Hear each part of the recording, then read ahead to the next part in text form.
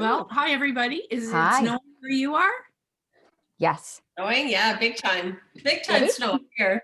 You guys got snow. You're lucky. Are we? Mhm. I know. Arizona. I would love to be in Arizona. Well, we could drive 2 hours up north and get snow, but Yeah, I mean, I love Arizona. Yeah, me too. yeah, I was there last February. I know you were. I know, We and I forgot didn't get to to see get you. lunch. We'll have to do I it went next to time. visit. I went to visit my sister, and you know when you're visiting somebody, they have every second of every day booked. And I was like, I Yeah. want to see my friend Deb. Well, when? When are you gonna go? Like we have breakfast, lunch, dinner. We're traveling here, here, here. Like, oh, okay, never mind. Next time I'll come for longer and Yeah. have some And stay free here. time. Hopefully, we can be allowed back down soon. Yeah. I know. Yeah. It won't be soon though. I can't wait for the borders to open up where we can actually, see each other, or we can actually have a team meeting very easily without feeling guilty about us all sort of sitting in the same room and hibernating that Oh way. my gosh, I can't wait. I know. Even today, I was getting ready. I actually posted it on my Instagram, but I really realized I'm putting on the earrings. My friend Jen gave me these earrings, Jen Turner. I'm like, I'm going to wear these today because when am I ever going to get dressed again? Right. So I even put perfume on. I'm like, I smell good, you guys. Nobody can smell me, but. I know it actually is nice to get dressed up. I look forward to these Fridays because I'm like, okay, I can get dressed up. I can put on my makeup. I got an excuse. And then my kids are like, so where are we going? I'm like, nowhere. We're just going to living room. Yeah. Deb, we're at a stay-at-home order in Ontario. Oh. Like we have to stay home. Still, Yep. since Okay. Christmas. What about shopping for groceries and things like that? What do you guys We can do? that. We can go for groceries. Medical appointments, and that's it. A friend of mine lives in France, and they do the same thing. And then I guess they have a form that they fill out if they have to go for groceries or necessities or whatever. And then they have to say like when they're leaving, like everything has to be written down in case they get stopped. And then they have to just prove, when they left the house, when they're going back, what they're out there for. It's interesting. Oh. I'm thankful for Zoom because you can't tell that my roots are kind of down here. And so, you really can't see it as much in the lighting. It's like, okay, it's beautiful. I'm like, anyway, so we're just not naturally blonde anymore. So Were you a blonde? I was like a brunette bleach now. blonde. I was bleach blonde when I was a kid, for sure. Wow. And then, in the summertime, I get more natural blonde, but I just have stopped straightening my hair because when I straighten it, you can really see the roots. So if I curl it, it's not as obvious. And that's all natural curls there. Yeah, wash and wear. That's good stuff. Mm-hmm. Nice. So. All right. Well, we are at 12 o'clock. We've got lots of people joining us today. So why don't we get started here? Kathleen is going to have the honor of introducing our guest today. I'm just going to go through a few instructions here before we start. So we've got a nice big group joining us. So you'll notice that there is a Q&A function at the bottom of your screen. If you have questions, we do want to encourage you to ask your questions. I don't necessarily want to be interrupting Debbie as she's talking today, but at the end, if we've got some room to go over some Q&A, that would be fantastic. We can go through the list that's there. We'll also have contact information, so you'll be able to get answers that if you didn't receive your answer today, we'll be able to get that to you. There is a raise hand function, but I'm not going to turn on any microphones today, just because, again, it is a larger group. So questions, if you can use Q&A, that would be fantastic and just will help us to keep everything streamlined. And we are going to have a prize today. Mm-hmm. We're going to give away a pivot. Yay! Woohoo! We have an idea on how we're going to pick the winner. So Fun. So I will start with introducing the lovely Deborah Dencek. Deborah is a clinical dental hygienist and the CEO of Vale Products, LLC. Debbie has garnered a diverse background in dental hygiene, drawing from experience in corporate and private practices and public health settings. Her entrepreneurial spirit originated in dentistry with the hope of making the overall rigors of the industry less physically challenging. Volunteering has always been an important part of Dencek's involvement in dentistry. She received the Neighborhood Outreach Access to Health Award for 6 years of dedication with John C. Lincoln's Desert Mission. I was going to say dessert. Haha. You know where my mind is. Super sweet. Remember that? One S is desert, and you're from Arizona. So John C. Lincoln's Desert Mission Children's Dental Clinic. Dencek participates each year in the Arizona Mission of Mercy dental event and Stand Down for Veterans. Additionally, she serves on the communications committee for the Arizona Dental Hygienists Association. Debi speaks internationally on ergonomics and self-care with a physical and spiritual approach. She has authored articles for Dentistry IQ and DEW Life magazines.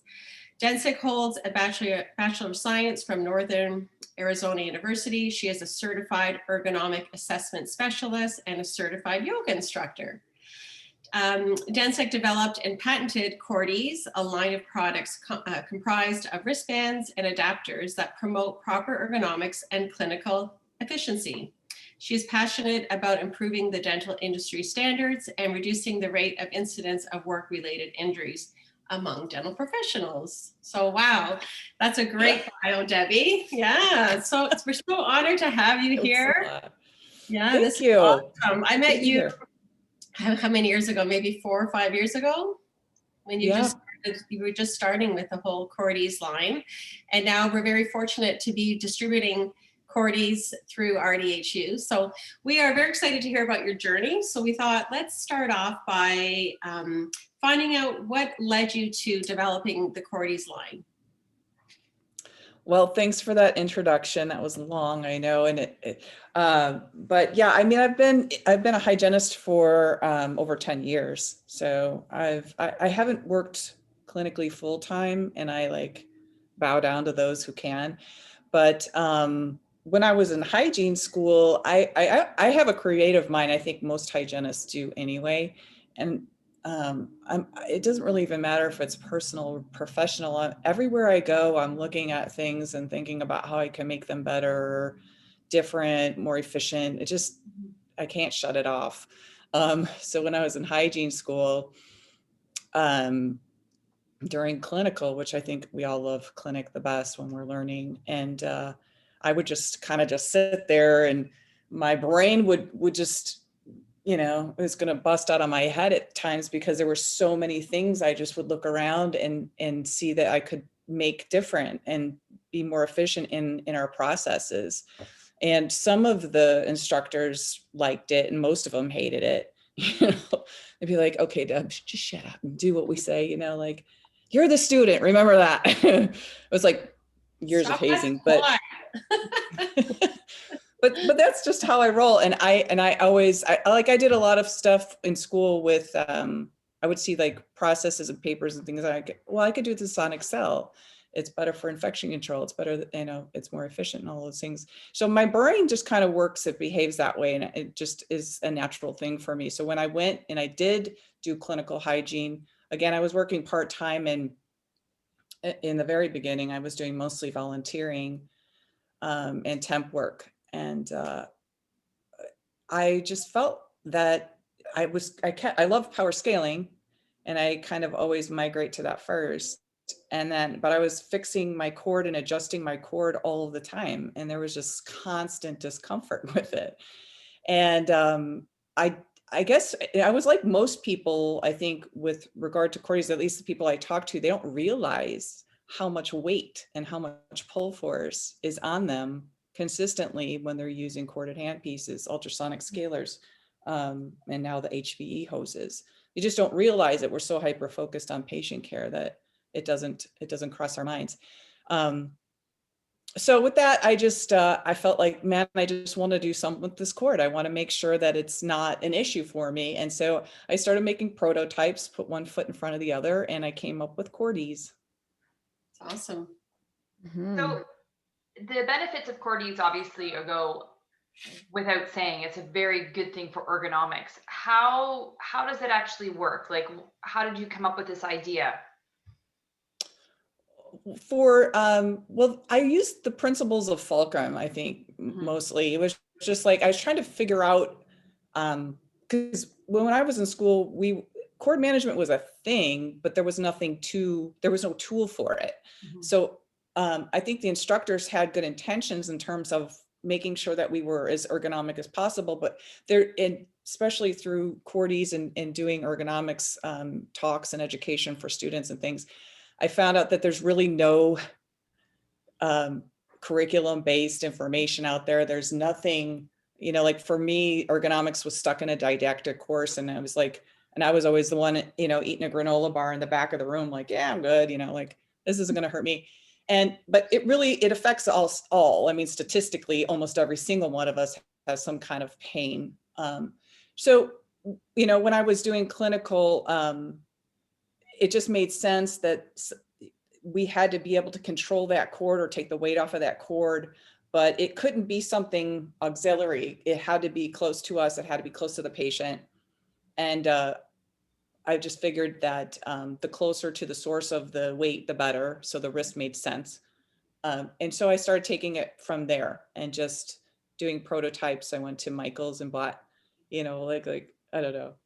One day I'm going to show like the iterations of CordEze and just have like this line of images, because some of them are pretty hysterical in the beginning because they're just really ugly, but they worked. And I'm like, yeah, this could work. And so from there, but it took a long time to get, I don't like wearing things on my wrist. So I wanted to make sure that it functions, but it was comfortable and aesthetically pleasing, because we don't want some big ugly hunk of thing on our bodies.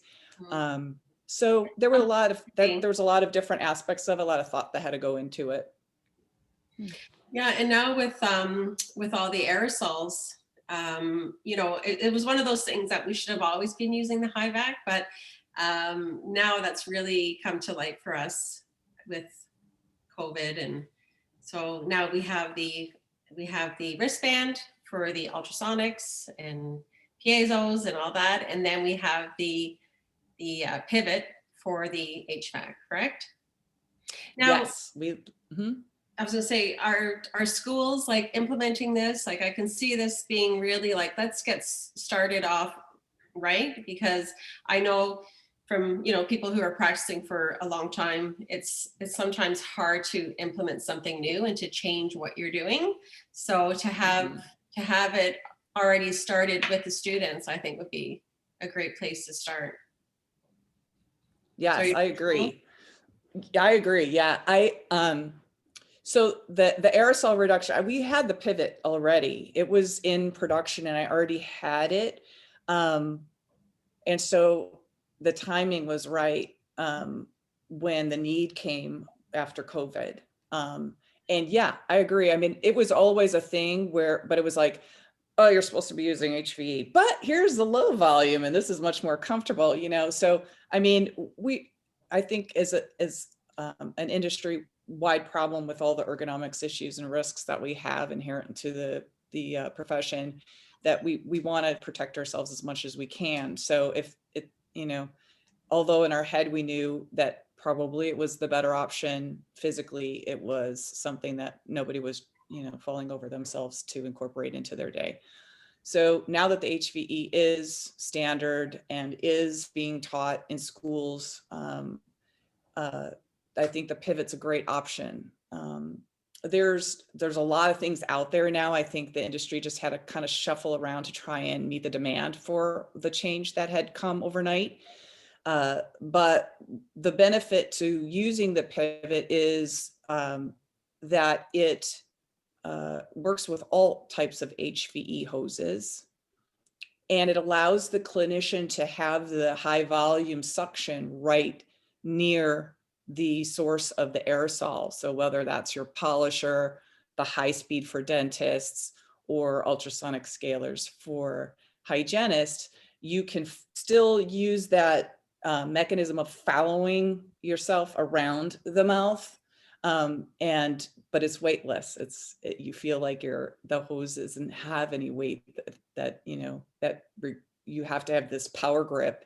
I know assistants can probably attest to that more than anybody. But now, yeah, yes, yeah, I never definitely. yeah. Mm-hmm. and dental students too, because they don't have assistants all of the time. So a lot of the students need it. I mean, hygienists, that's the world we live in. We're by ourselves most of the time. So we have to adapt to those things. But dentists, when they get out into the real world, they hire somebody to suction for them. In school, they don't have that option. So some of the dental schools have taken to the CordEze pivot as well. So, I mean, if you're following science, that's like been said ad nauseum these days, but I know, hygiene and dentistry is evidence-based. We all want to go off of those and make decisions based off of that. You want to keep the aerosol in the mouth and not let it escape. So there are HEPA filters and things like that within the operatory that you can also utilize to reduce your risk and the risk of your patients. But if you're using the HVE with the pivot, you have the ergonomic aspect of it, and you have the aerosol not escaping the mouth as much. Mm-hmm. That's perfect. And I love that you've just brought up the assistants and the dentists. I live in hygiene. That's kind of where I'm so focused on, but I didn't really think about how much that would benefit them as well. Debbie, from a very, very practical standpoint, I know we have a lot of people reaching out, just asking about how they insert it into the handpieces. Is there a way that you could help us out with this and demonstrate today kind of how you go about inserting it, and maybe some practical troubleshooting with us visually? Yes, of course. Perfect. Thank you. Yes. Okay. So I've got some things here, and I know it was simple by design, but even when I first used it, I fumbled with it a little bit too. So I get that. And especially for the seasoned hygienists out there that have been doing the same thing for so many years, it's hard to incorporate something new into your patient care. But if we know that now it's proven, I actually had an independent third study done, and the data is forthcoming with that, but it's extremely favorable for CordEze. And so if we know that this is going to help reduce our risk greatly of any type of work-related injury, we need to start kind of keeping our minds open to changing the way we normally did things. And that's schools, the students are perfect to start doing this. And I talk about ergonomics and I give that education. There's an 80-20 split on what the risks are with ergonomics. And one is 20% of it is actually the environment and the tools around us. And then 80% is worker habit. So we're kind of doing it to ourselves. So if we have things like CordEze that can help reduce our risk, we need to start thinking about, maybe opening our minds and changing a little bit. And I will tell you, there's so many people that have used this that just love it. And it's good soul food for me because it continues to move me forward within the, the R&D and the development of the products and making sure that I get it out there to as many people. But the students are great because they haven't formed those habits yet. And so when they're in their environment, in their clinical environment, having things like this that can prolong their career and keep them in a safe space for patient care is important to do as early as possible. So with that said, I will demonstrate. And I took my lounge pants off for today. I actually have jeans on. We were talking about home everything now, and it's lounge wear is all the rage. So I can actually move a little bit. Okay, so what I normally do, because they're, again, I wanted comfort to be a thing, and they're very soft, and they're soft to touch, and they're also flexible. But with that, there's a little, they're kind of uncontrollable if you just let them fly. So what I always like to do, there's two different ends. There's the open end, and then there's a pin end. And what I like to do is kind of wedge it to my body so it doesn't go flipping around. And this particular wristband has 3 different adapters, but this one is going to be for primarily on your dominant hand and for ultrasonic scaling. Let's pretend that's what we're doing. So again, wedging it just to keep it stable, and then taking the pin end and then threading it through. And then you can adjust it. With this one, it kind of just snaps in, but with this one, I like to have a little bit on the tighter side, not necessarily cutting off our circulation, but enough so that when you either insert the adapter or the cord, that this slot won't turn on you. So if it means putting it up a little bit, I know there's a lot from trade shows, there's a lot of hygienists that have itty bitty wrists. And they're like they're on the very last hole, and they still have to push it up. But again, something comfortable, but stable. And then there's a couple different things I'm going to show you really quick. One, and I'm just going to kind of breeze through these, but this is a magnetostrictive handpiece. The cord's been beat up quite a bit. I would use an adapter with this one, but it's not 100% necessary. I want to say that because a lot of people think because the wristband comes with adapters that they have to use it. You don't have to use it unless you need it. So it's very simple to slide the cord into the wristband alone, or like I said, if you need to, if your cord's a little bit smaller or larger than the wristband provides, you can always use an adapter. For this, I'm just going to demonstrate how you would normally insert the cord directly into the wristband. And what I like to do is kind of guide it with my index finger, hold it with the rest of my hand, because we're going to kind of apply a little bit of pressure and slide it through, and then it engages. So the wristband has two kind of openings on either end. You're going to start, doesn't matter if you start on the bottom or the top. I always like to kind of use the top, and then I just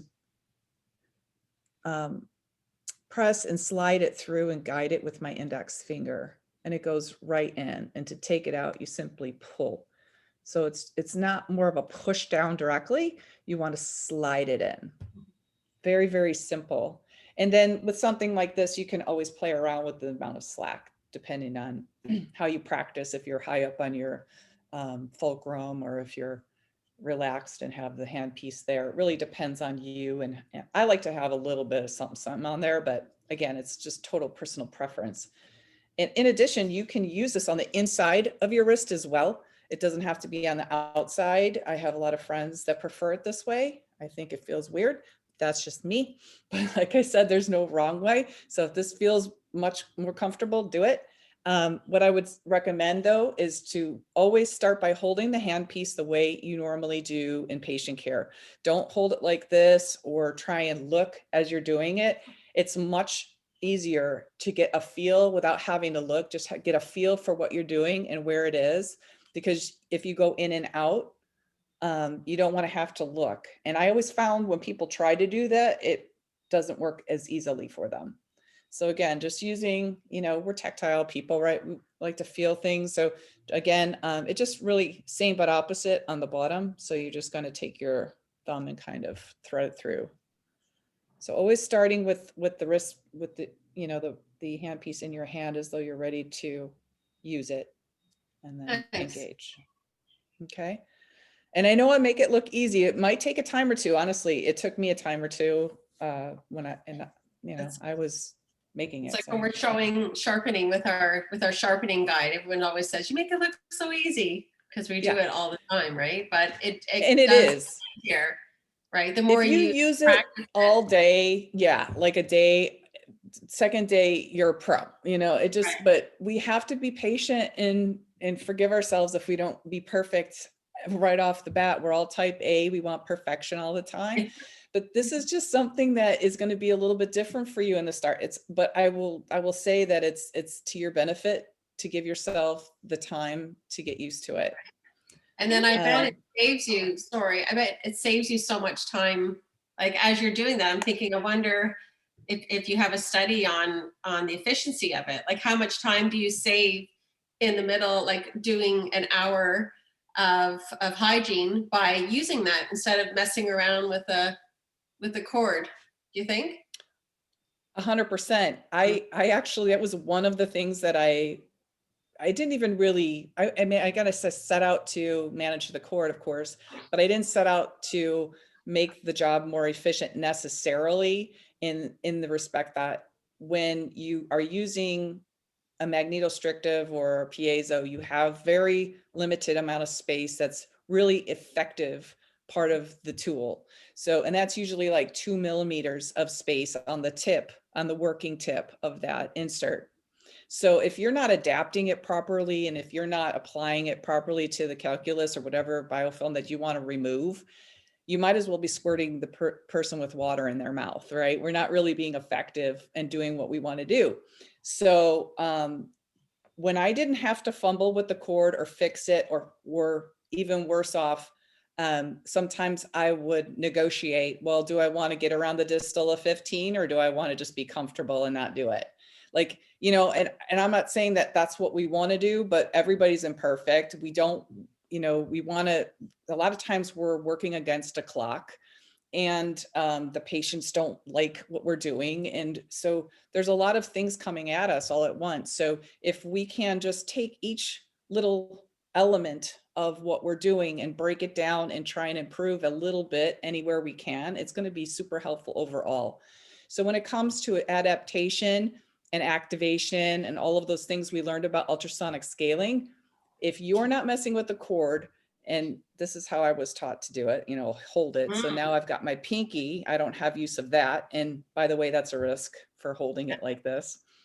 You know, you're fulcruming with this, thumbs, whatever, and they might fall off one day. I don't know if we use them. Well, we can text with them now, so maybe they're a little bit more useful than they used to be. But overall, it's really hard to kind of maneuver this and use this handpiece in the light touch that it's designed to. So I found when I was using CordEze, and I was able to use this the same way we use our non-corded hand pieces or hand instruments, that I was so much more effective with the tool, to the point where a couple of times I would finish, you know, a quadrant of SRP, and then I'd be like, okay, well, did I forget a tooth? Like, what, why am I done so quickly? And the patients love it because you have less chair time, but being effective with that and using the handpiece the way that it's designed definitely saves time overall, and you still give excellent patient care with it. Do most people have more than one? Like those who are really like, they're in it, they use it. Do they have more than one and they sterilize between each client? Yeah, I would recommend that. How I practice is I like to set my trays up ahead of time, like in the beginning of the day. So I would recommend at least 2 or 3 of them so that you can have them. I don't know, a lot of offices take, some of them actually that I've learned only run their ultrasonic and their autoclave at certain times of the day. But the offices that I've gone to and temping at, you know, they run it throughout the day, but usually it's going to be for hygienists, maybe once at lunch and then once at the end of the day. So if you can, you know, get through 3-4 patients, then you're good to go. So yeah, it goes into the autoclave, right? It's sterilizable. Yeah. So after each patient, you would need an additional one. So if you're using this, it'd be great to have at least sort of 2 to 3 in your kits as your wish list, so that way then it would make it easier, especially if you're dealing with the more complicated cases. And ergonomically, by the end of the day, this is definitely where you'd want to bring it into play, because I don't know about you, but if I'm not wearing my loops, sometimes I sit like this and then I sit like this and then I'm like all over the place, and this would really help all things ergonomics for sure. Mm-hmm. Definitely. Yeah. And now with you know, COVID and all of those extra precautions, if you can sterilize something and have something brand new for each patient, that's recommended. I know a lot of offices didn't do with the hand pieces. Now they're doing it with the slow speed hand pieces, where they're sterilizing and having a brand new one for each patient. It just makes sense. Yeah. So but there are different ways of infection control. Instead of bagging and autoclaving it, you can glove over it. I don't have a glove with me, but as you're putting your glove on, you can pull it over the CordEze and then insert the cord on top of the glove. So it acts as a barrier. So it still works the same, but you can do that, or you can use an X-ray sensor sleeve, and you can put the X-ray sensor sleeve on it this way, and then it just covers the entire thing. You can still put it on after that and then put the cord in it. It works perfectly. So there's different barriers that you can use as well, if that's something that you're interested in. Yeah, thanks so much, Debbie. That's Yeah. a huge tip. Another really great thing I have seen you do in the past is when you've demonstrated sort of having the CordEze on the one hand and then using your pivot for the high volume. Is that something you could also sort of demonstrate how that looks and how the two would kind of be combined for this perfect partnership? Yes. Yeah, it is perfect partnership. We love it. And I still do clinical hygiene. So it's really important for me to keep my hands dirty and be in this space when I'm doing this R&D for CordEze because I wanted something. I'm a user of my own product, so I wanted something that was going to be eco-conscious. With everybody's throwing things out in dentistry, so it's autoclavable. It's comfortable, and it's definitely functional. I mean, these are things that you can use in tandem with one another. So you're going to have for your dominant hand, you're going to have the wristband with the adapters for ultrasonic scaling and slow speed for your polisher. And then on your non-dominant hand, you're going to have the wristband and the two pivot tops for the HVE. So I'm going to introduce you to one of the adapters for the ultrasonic scaler so that you can see how they work. And it doesn't matter what cord you have. The beauty of CordEze is that it has one wristband and it's got the different adapters. The adapters literally stay on the cords the whole time. So you're not taking these on and off. So before you seat your patient or whatever, just like you set up the rest of your operatory, you just put your adapters on it so that you're ready to go during patient care. And so this one is called the Mini, and I'm going to show this to you for the smaller ultrasonic cords. But the one that's called the high-low, it's a little bit larger. They look absolutely identical, other than there's a bigger diameter on the top. This one's going to be for your slow speed. So you'll have both of these on the cords ready to go, and it will just they'll slide in and out of the wristband that you won't remove. So you'll keep the same wristband on and just interchange the adapters. Okay. So this one, again, it slides in the wristband perfectly fine. However, it is a little bit on the smaller side. And I know there's another brand, the Cavitron 300, that has a really thin cord. So for something like that, you're going to use this adapter. It's called the Mini. It's so cute. It's got a little hole on the top, and then it's got a little carriage on the bottom. This part's going to slide in and out of the wristband.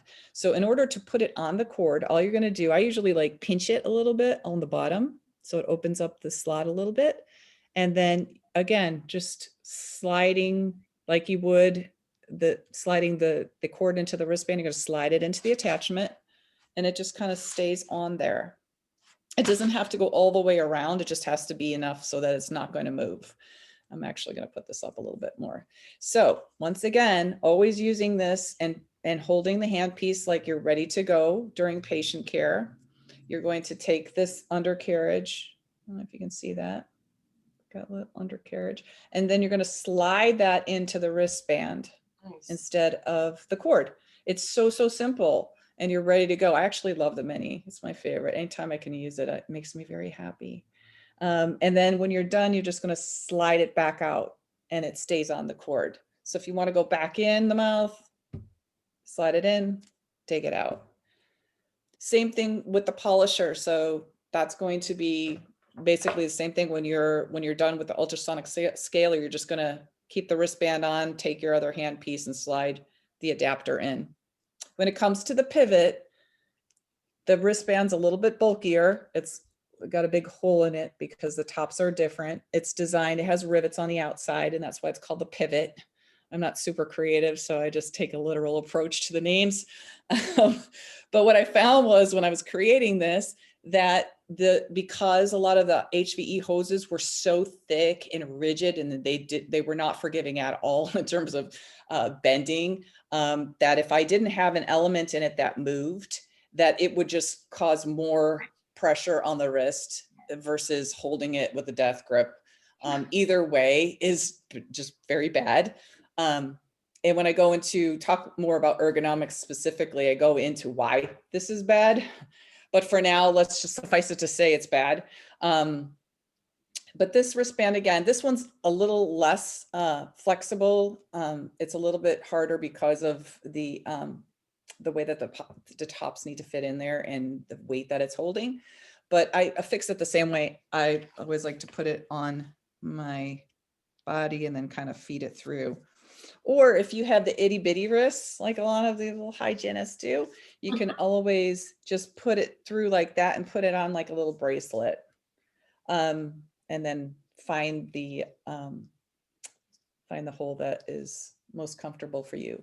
Unlike the wristband for the dominant hand, I prefer the pivot wristband to be on the looser side. So at least put my finger in it.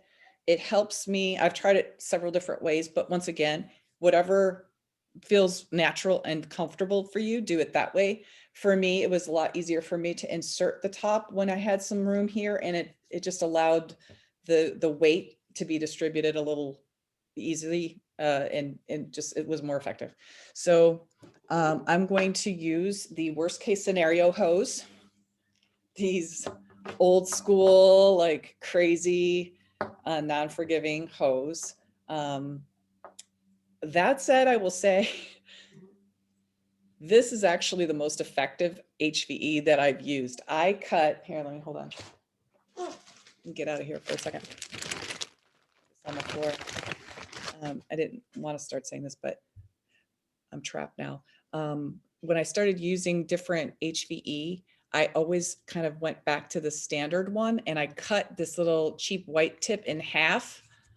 And that made it so much more. You're shaking your head, you know. I know it makes it just much easier instead of having, you know, twice as long and not being able to get it close to the source of the aerosol. So if I've got this in my hand, there's so much pressure right now.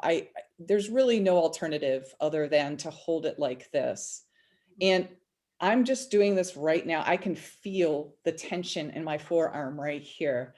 And it's just incredible, the amount of weight. I'm going to make that go away. And how I'm going to do that is I'm going to put a pivot top on these old school ones that are just super rigid. I like to get a lot of slack on these. You're really going to have to. You don't want to get the pivot top really close and try and force it to bend where it doesn't want to. Give yourself, you can almost kind of feel it when you play around with it, like where it starts to give a little bit. And then the pivot top has, I call it Skinny Girl. It's got like 2 open ends, and then it's a little bit thinner on in the middle. How we're going to put this on the hose is you're going to start from the outer end, and you're kind of going to kind of rock it onto the hose. So I'm going to put it here and then put a little pressure, and it kind of just snaps on. Once again, it doesn't have to go all the way around, but it's on there. It's not moving. Okay. And just like the other handpiece that you would use for scaling, you want to hold the HVE. You're going to be allowed to use this to retract. Once the weight is off, you're going to be able to use it with 2 fingers. So you're going to be able to navigate around the mouth and use it for more than just like the death grip suction in one area. So the rivet here, and then there's the bottom of this, looks kind of like a flying saucer. I have a little, this is my demo one, it's got a little thing on it. But we're going to press it in and turn at the same time. It's almost as if you're twisting it on, but you don't really need to, but it just helps kind of get it through into that space. So again, a little bit of pressure, and I'm going to twist, and it's on. And it will allow you, if your hose starts to bunch up like that, and it feels like there's pressure to release, you just turn it. And literally there's 0 pressure on it. So you can, this could be functional versus just sucking the air out. So to use both of these, Nice. You know, it's just, and it doesn't matter which one you put on first. Again, it's just, there's a little learning curve. I'm not going to lie. Everything is, you know, if you're starting to use the HVE in and of itself, there's a learning curve. But I can tell you it'll be a lot less strenuous on your body if you're using the pivot. So to take it off, you just snap it out. And again, this stays on the hose. So you're not taking this on and off. There's no need for that until you're done with your patient. And again, if you want to go back in the mouth, just simply, you know, put a little pressure, turn it, and it's in there. It's necessary. That's all I can say. It really is necessary. And then taking this off, and that stays on. So Yes. you're not really tethered to it. You know, you're not going to clothesline yourself to it, but it's going to stay on there for when you need it.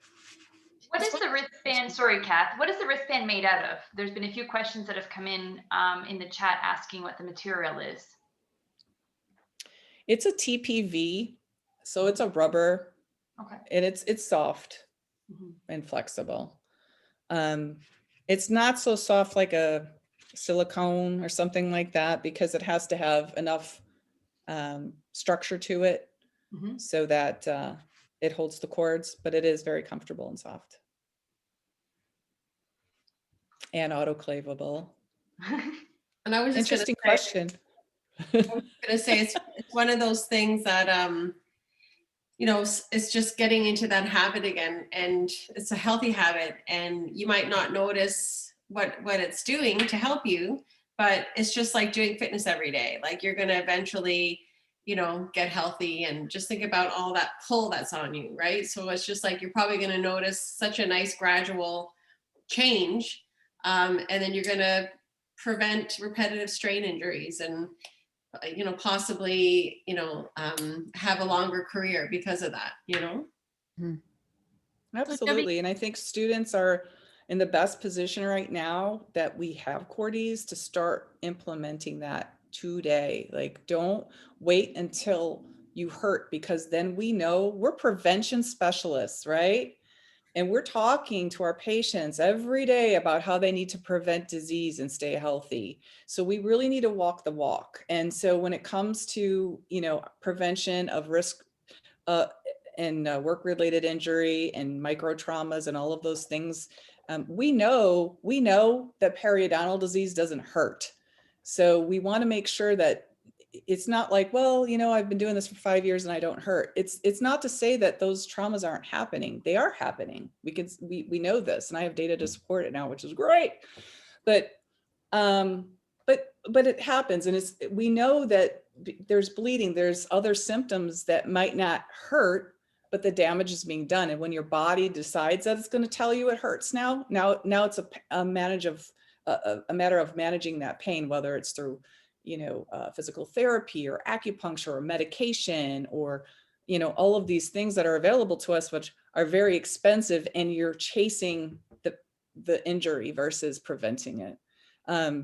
So, you know, there was a time, like, I think dentistry in general, and I can say it because I'm in dentistry, but kind of very slow to change versus other areas of medicine, right? Or healthcare, I should say. But you know, I remember back in the day, I was a dental assistant for like 1 day. I was like the worst dental assistant on the planet. But but this was years ago. But I remember not wearing gloves.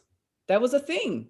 And I remember it was just when gloves were being introduced, and like, oh, you know, you need to wear gloves. And people were so mad. They're like, but this is ridiculous. We don't need this. And now we can't imagine life without them. So everything has its turn. And I think CordEze is new. It works. And I believe, and my hope is that it will be standard issue one day. Mm-hmm. Now, Debbie, I know you just kind of started to touch on about your holistic point of view and us being free of pain, but you also have a calm and spirituality that we need to needs to be flourishing in order for us to maintain our daily routine at work, because we know we can feel the tension that the clients bring, and they're kind of levitating in the chair, and for us not to be affected by that, share with us how we can deal with that. Yeah, I mean, that's it. It's an essential part of what we do as healthcare providers. When I was temping, and sometimes I'd go into these offices, I've never seen these people before, right? It was a new office, whatever. And I would get these patients that they would stick in my schedule, and they'd be like, oh, Bob, you're going to love Bob. Bob's this, that, and the other. And they would give me this horrible story about Bob being in there cheer so many times for so many years and didn't care about his health, and didn't care about, he's never going to do SRP. We've been trying this and trying that. He absolutely won't. There you go. You're welcome. Right. So Bob would come in and, 15, 20 minutes later, Bob's getting SRP, and they would be like, what just happened? Because that's not what he does. And so I think the energy that we bring into our appointment, into our job, into every aspect of our life, but focusing on dentistry in particular, it really affects the outcome of the treatment that we do that day. And it also affects the case acceptance for our patients. We have to make sure that, I think it's even more important than knowledge and book smarts, because a lot of times we just like to bleh on our patient, of all the things we know. And we're not taking into consideration their feelings, because my God, I have 40 minutes. I got to get done. TikTok, baby, listen up. And here's what you got to do. And we get in this mode. We all do it because it's human nature to sometimes want to just get it done and move on to the next. But I will say that taking the time to kind of breathe and take that energy down to a manageable level with our patients, if it takes 2 or 3 or 4 minutes, will end up netting you a lot more out of that. And I don't mean that just from a financial standpoint, although dentistry is a business, we have to be cognizant of that. It really helps the outcome and the partnership and the relationship that you have with that patient going forward.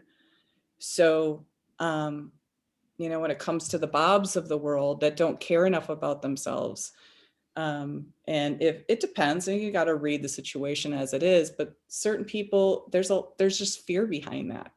It's not that they don't want to listen to you or they're not on board with what you're saying. They're just scared. So trying to get past a lot of those things and bring that energy and turn it into a positive. I always say some days you're the statue, some days you're the bird, right? And I think we feel like we have to make sure that we know which side of that we're on sometimes. And so being, having that mindset and being aware of where you stand with that patient in that moment is a huge help. And if that person's having a hard day or whatever, or they most of the time, like in a situation like Bob, he's ready for battle when he comes in, right? He's been told that a million times and he's ready. And the Bob, this particular one that keeps coming to mind, I sat down in my chair, eye to eye with him up, and I just let him talk for like 5 minutes. New Yorker guy, whatever, big guy. He was going to tell me what's happening, right? And so I just sat there and listened. And halfway through what he was saying, he goes, "You're not saying anything." And I'm like, "I'm listening." And so he went through, we got to the root of the problem, which again, fear, and we talked through it. And he ended up accepting treatment that day, and we did it. So, it's just, there's roadblocks, but if you take a moment and you bring the energy down, you breathe, there's a lot of different things, because I'm into yoga, that's where I kind of always defer to that. But there's breathing exercises there. And if it just means taking a beat, if you're in a situation where you can feel that energy getting overwhelming in that moment, it's okay to just say, "You know what, I forgot a tool, I'll be right back," and go out of that space and collect yourself so that you can come back and you can give that positivity to that situation, because that's the only thing that's going to help. You can't meet high energy with high energy like that. It's just not going to be a very good outcome. I've done that a few times for sure. It's Yeah. like in a situation like, I'm just going to go just check on something. And now it's like doffing and all the rest. I'm like, I just need to breathe for a second. I just need to breathe and then come back to the whole thing. There've been a few questions in the chat that have come up about the products. There was 2 questions about it's latex free. Is that correct? Just want to confirm. Yeah, there's no latex in it. All right. Before I responded back, yes, I just wanted to confirm. That's all for those lovely individuals that are asking that. Excellent. It's a good question. Yeah. Great question. You know, there's a lot Yeah, of people that there have hasn't so been many any. Yeah. And the other thing is, if the attachment is on the tube, like, do you have to take it off every time, or can you wipe it down like you wipe it? Like, it's kind of like do you recommend that you would, like for the pivot, you would just, like those mini attachments, that you would take it off and autoclave? Yeah, it will withstand the intermediate level disinfectant too. So yeah, I mean, I hate to say this because I mean, again, we have to be as careful as we can possibly be with infection control, but you're not sterilizing the hose or the cord of your ultrasonic scaler every time, and it's not going in or on the patient. It's not touching any mucous membrane. So I think that it's more considered a non-critical item, although those kinds of things are changing on a daily. So I hate to put myself out there and say one thing or another anymore. But yeah, I mean, ideally you want to autoclave it nowadays, but it certainly can withstand the wipe as well. And because it does disassemble, we should be disassembling it. That's part of our iPack. If it can't disassemble. I went to an office and the girl had the wristband and the adapter in one bag. And I was like, oh, I never even thought about that. Well, you know, because I'm always bagging things individually, but you can do that. It's just as easy as putting your hand instruments in a bag and running those through. So it really shouldn't be. I know I feel how people like, I don't want another step. I don't want to add one more thing to my day. I completely understand that. I want to share with you, my thought on that is that this is going to help prolong your career. It's going to reduce your risk for being hurt. So if it takes an extra minute, it really shouldn't deter you from trying it. If you don't like it, you don't like it. I mean, this is not a hard sell. It's really out of, you know, love for what I'm doing and love for the people, that my colleagues and the people in this industry, that I'm doing this, because believe me, it's not the easiest thing in the world to do. Kathleen, you know, running your business and developing this and putting your heart and soul into something and saying, please like me and please like this. It's really, really hard. So I did not take the easy road by any stretch, but I feel very passionate about this because I hear so many people, especially when I did trade shows, it was shocking how many people are like, I am hurting all of the time. You can even go on social media nowadays. You go into one chat room and put, my wrist hurts, go. And it's like 500 people are just like, mine does too. And it's just always been a thing for us. So I just feel like if, you know, it's time for us to make change. It's time for us to start putting ourselves on the list. And I say this to students too. I'm like, you know, you're more important than your patient. I'm gonna say it. See, I just said it. And there was like, ugh, and the oxygen sucked out of the room. You know, you can't say that. Of course it's the patient. Yeah. You're going to be there for 9 to 10 hours a day, and you're going to be the one putting yourself in awkward positions and in using instruments that are harmful. So they're more than happy to accommodate you when you tell them to move their head or move their chair or help you, you know, and we have to help ourselves, and we have to put ourselves on the top of the list because nobody else is going to do that for us. But they will be okay with it if you ask them to move their head. Their heads move. I always say to students, it really does. They move. That was the first bit of advice that I got from a dentist when I first started working in Scarborough back in 1989. And this dentist said to me, never compromise yourself. Like, just let them, you know, they're only there for an hour. So let them be the one to compromise. Otherwise, and that was the first bit of advice that I was ever given. And it's so true. I think it comes back, though, you're right, to the full ergonomics. How are you sitting? What are you doing? How far away is your patient? Where's your light? Are you able to actually see what you're doing? Because, you know, having all these on your wrists and everything, you want to be able to see that you've got the right viewpoint, you know, and so sitting in the right position, having your loops positioned so you can actually see properly will make a difference. But what other stretches and things do you have for us? I know you've got some goodies to give us to help us through our days.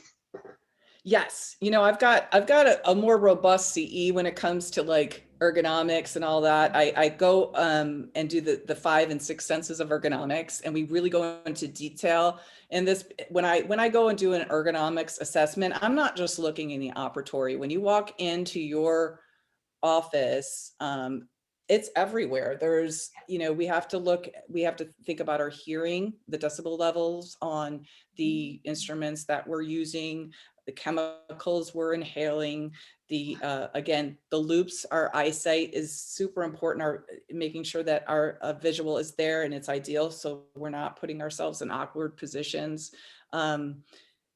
And touching, obviously, the pinch grip force that we use on our hand instruments. There's tons of risk everywhere, there really is.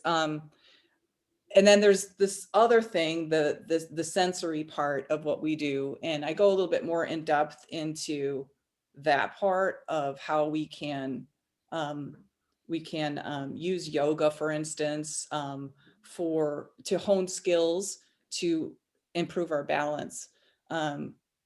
Really quickly, like the first part of our bodies that absorb any sudden change in balance are our feet. So what I would suggest, and this is just, again, a taste of what we go into in ergonomics, the 5 and 6 senses, is that when your feet aren't firmly planted on the ground, and I see a lot of clinicians with their feet on the chair, like the legs of the chair, or one's on there and one's on the floor. If you're in that situation, you've already lost your first line of defense in terms of balance. And so your body adapts to things like that. So get yourself in a position and get everything exactly where it needs to be before you go in there and start doing treatment for that patient.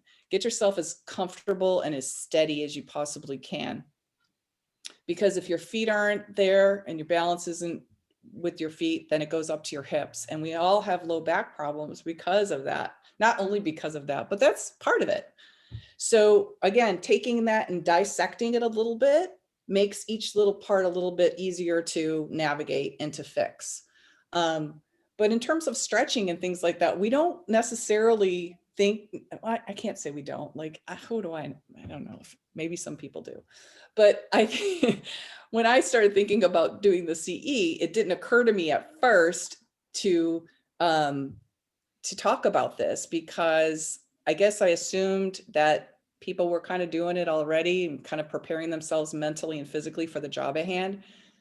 But a lot of times we're in huddles and then they go get your patient.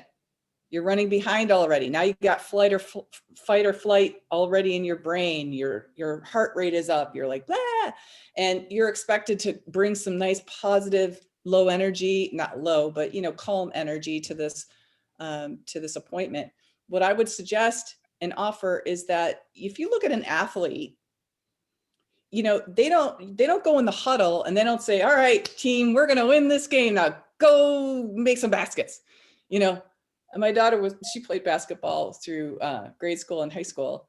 You see them out running and stretching and preparing their bodies for what's to come. And we have all this trauma. It's not like, we're out there, shooting threes or anything, but the physical stress that is required for us to do our job it's great on many levels. So simply going in and stretching and again, taking a moment for yourself, it's okay. If your whole office wants to do it, that might be fun, but if you only want to do it, fine, get a place where you can be alone and do it. But prepare your body for those micro traumas and the physical demand of that job. So with that, since you can only see the top half, we're going to just maybe do a couple stretches, and this is just going to prepare your hand and your wrist. So there's very, very simple. You can do this with weights. You can do it with bands. You can do it against a wall, or you can do it with nothing. And I also, sometimes I'll do this in the middle of a long procedure with this SRP. Sometimes I'll stroll back from my chair and just massage. So the first thing is just kind of taking our hands and just using your thumb. I don't know if most people I think have gotten massages. It's a beautiful, beautiful thing. If you haven't, you should try it. But just taking and really kind of going up and down our muscles and kind of getting in between those muscles with our fingers and just preparing our bodies, taking it and putting a little pressure in your palm and just doing little circles and a little light pressure just to kind of get that blood flowing. The other thing we can do is we're going to, and again, you could do this against the wall, but we're going to have your hand kind of out there, and it kind of looks like an L. And then you're going to take your other hand, you're going to pull gently back on your fingertips. And while you're doing that, you're going to push the bottom, the base of your palm out a little bit. And again, just hold this, and it doesn't, you don't want it to hurt, but you want to feel that pull a little bit, and it's going to go all the way up your arm, just a little bit. And then you can also do it in the opposite direction. Again, we in yoga, we do this with our spines. You want to go back and forth and stretch that out. The other thing is you want to take your hand same way, just like this. And then you're going to open and close your fingers, but you want equal pressure on both ways and nice and slow out. You want to feel that pressure and really, kind of feel the resistance when you're going back in. It feels good. So you do this every morning? I do it as much as I can. I'll do it when I'm sitting at the computer because, like when you're in business typing, same thing. I mean, I'm at the end of the day, I'm like, really? But yeah, I will do that anytime I start to feel that there's a little bit, your body taps you on the shoulder and it says, oh, by the way, your finger hurts. Oh, your palm hurts, your wrist hurts. And a lot of times we just let that go unnoticed. And we're just like, I'll push through, I'll be fine. Especially women, we have like a high tolerance for pain, right? But it's not to our benefit to do that. But yeah, I absolutely do. And I said, I'll push back and do it right in the middle of an SRP. And the beautiful thing about that is I think our patients appreciate that. We're taking good care of ourselves. They know we're taking good care of our own bodies. We're going to take care of their body. And so they appreciate that. And it doesn't take much time away from the appointment to take care of ourselves in that way.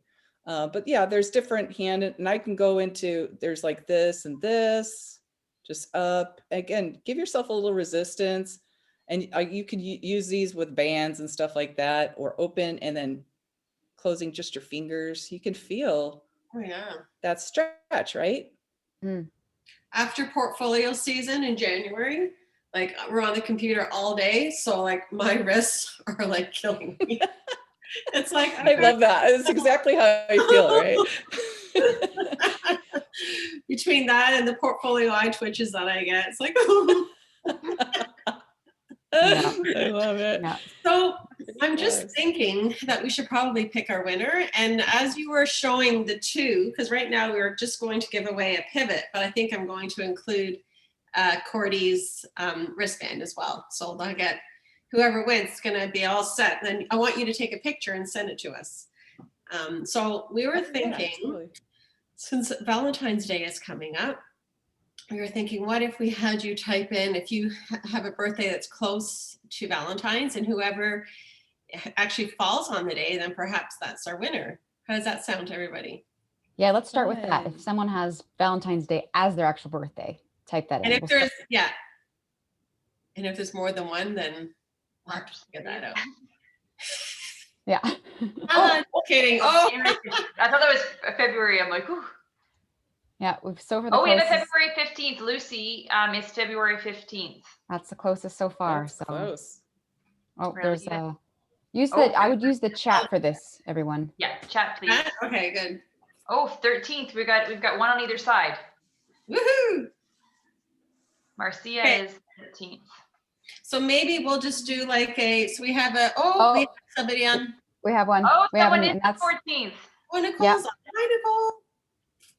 I think that's the winner right there. I think the first February 14th. Mine was February 2nd. No one's got February 2nd. No one's known my birthday sister. Okay, so we have a winner then for February 14th. We do. And we do. And it's now I'm very sorry if I'm saying this wrong. Sang Win. February 14th. That is the winner. If you, Congratulations. congratulations. I'm going to get you Right. to help me out with one thing here. So you are the winner. I'm going to type in, I'm going to actually send it to you. If you could email me your address at info@rdhu.ca and just let us know you are the winner. I have your name written down here. I'll know it's you. If you could do that, we can get you your birthday / Valentine's Day gift sent to you. I love it. Is she in Canada or US? I think mostly we are Canadian represented here. I'm sure there are a couple from the US, but I'm going to just take a wild guess and say Canada, unless I'm wrong. How about the longest number of years practicing? My wrists hurt.